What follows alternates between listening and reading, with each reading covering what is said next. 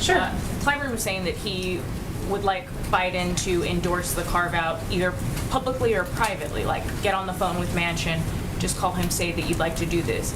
To bring up LBJ again, as April said, does the president see no role for himself in trying to press these lawmakers, given you say he's going to talk about the authoritarian danger of these voting rights?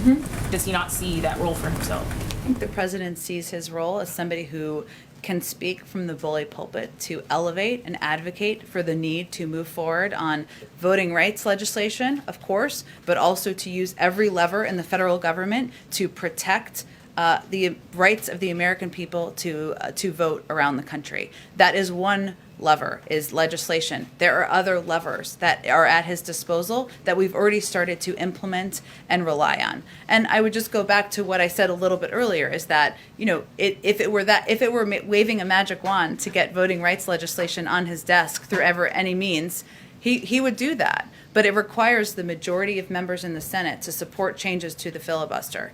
It requires.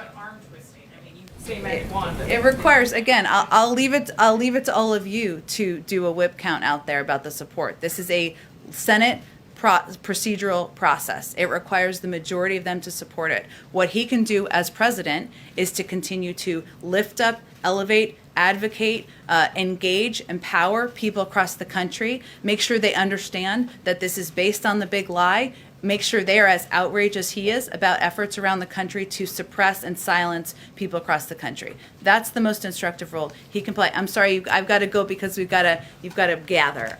Thanks, everyone. We'll see you all tomorrow.